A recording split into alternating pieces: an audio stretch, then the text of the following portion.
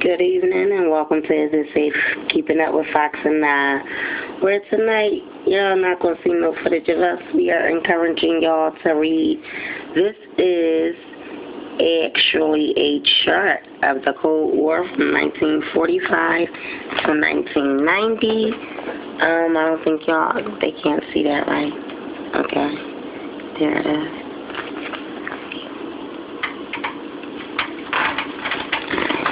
Just get the, okay, if y'all could pay attention. See, this is a book. If y'all read more, y'all be okay. Now check out these wars, okay? Soviet Union,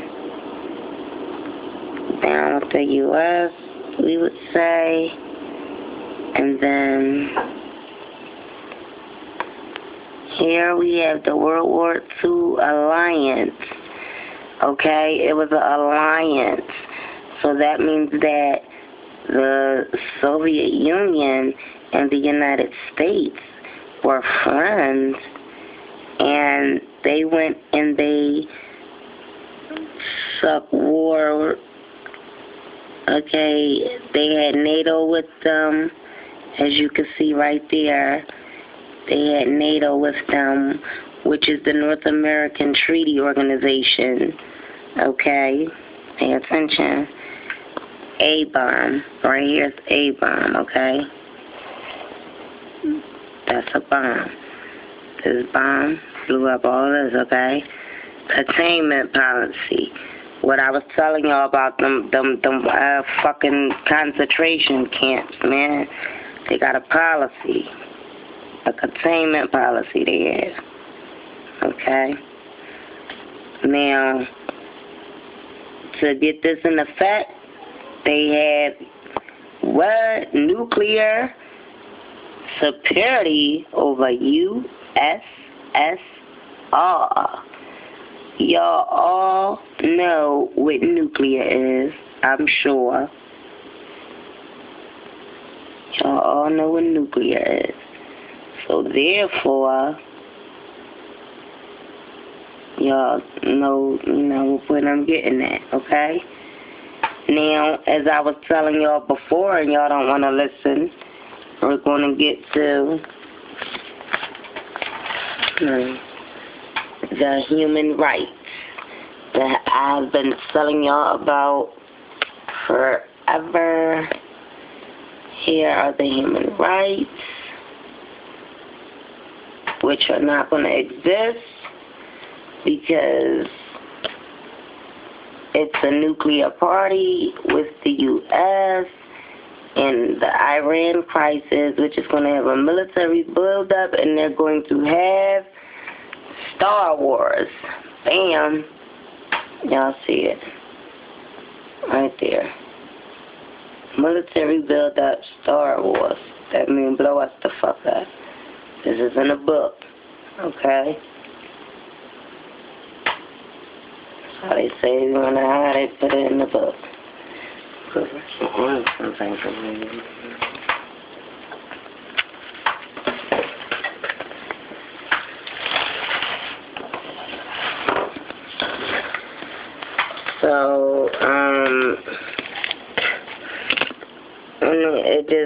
it's just a timeline here, as you can see, 1940.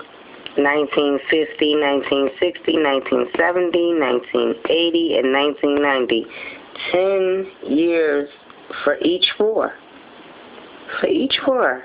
Okay? Now, these are the presidents in the reign. 1940 through 1950 something. We're going to say we had Frederick D. Roosevelt, and Truman, okay? Now, from the mid-1950s to 1960, we had Eisenhower, early 1960s to halfway through, probably 6 months, 7 months into 1960, we had Kennedy. Johnson overcame him. Then we had Nixon coming in. after that, Ford, then Carter, then Reagan, then Bush. These are all from the same bloodline. Google it, and they're all in charge of these wars. I'm going to repeat that to y'all again. F.D. Roosevelt, Truman, Eisenhower, Kennedy, Johnson, Nixon, Ford, Carter, Reagan, and Bush. Now, pay attention. Kennedy was assassinated, as y'all know, because he didn't want to bow down to this New World Order, this Cold War that lasted for 6 generations, from 1940 to 1990. And Ford and Carter actually, y'all know what happened with that. Ford resigned, Carter took over, whatever. Okay. Now, the post-Cold War, y'all see that? Okay. Darkness. Okay. The post-Cold War. Y'all see, I ain't lying, it's in the book, man. 1990-2009, post-Cold War, meaning we are about to have a war.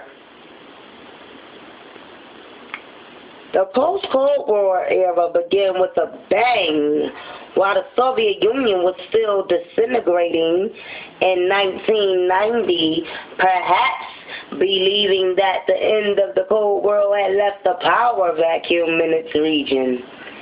Iraq occupied its neighbor Kuwait, and an aggressive grab for control of the Middle East oil. Western powers were alarmed, both about the example that unpunished aggression could set in a new era, a new world order, and about the direct threat to energy supplies for the world economy. The United States mobilized the coalition of the world's major countries with almost no opposition to counter Iraq. Working through the UN, the U.S.-led coalition applied escalating sanctions against Iraq. Okay? Follow me. Alright? Now we had attacks everywhere.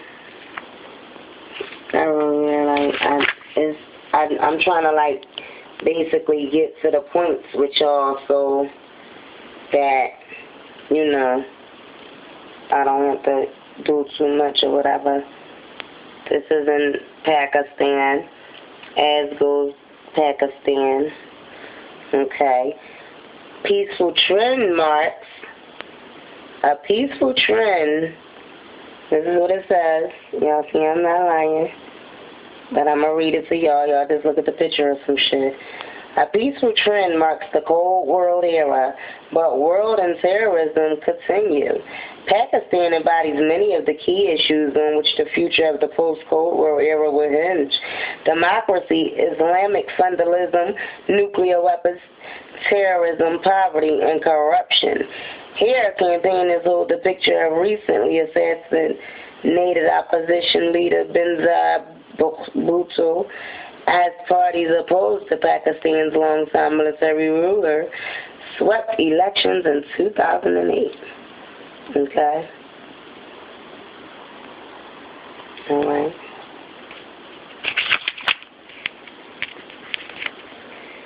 Now, like I said, I want y'all to read, even if y'all gotta Google it and read it, man. Here go some key terms for y'all. Okay? International relations, IR. Okay? Collective goods. Problem 3. Dominance, 5. Okay? Reciprocity, 5. Identity, 6. Issue areas, 9.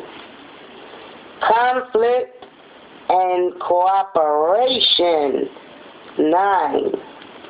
International security, 10. Okay? Y'all ready? Are y'all following? International political economy. Wow. IPE with 10. State, 10. International system, 11. Nation states, 11. Gross domestic product, GDP, 12. Non-state actors. Is that actors? Yeah, it is. It's kind of dark. There's light and it's off from maybe it's, I don't know what the hell is going on. There's some kind of shadow in there. I don't know what it is. Oh. Okay. Okay.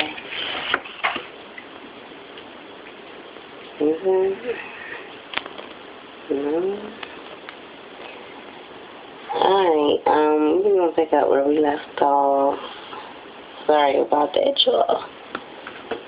Okay, nation states 11, gross domestic product GDP 12, non-state actors 13, intergovernmental organizations IGOs 13. Okay.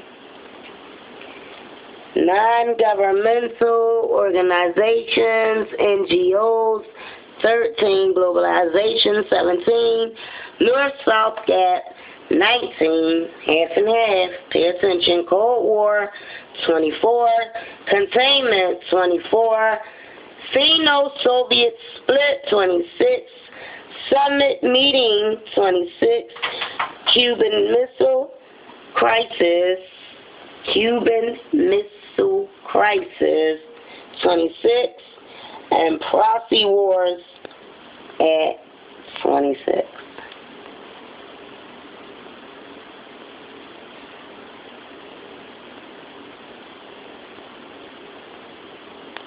And this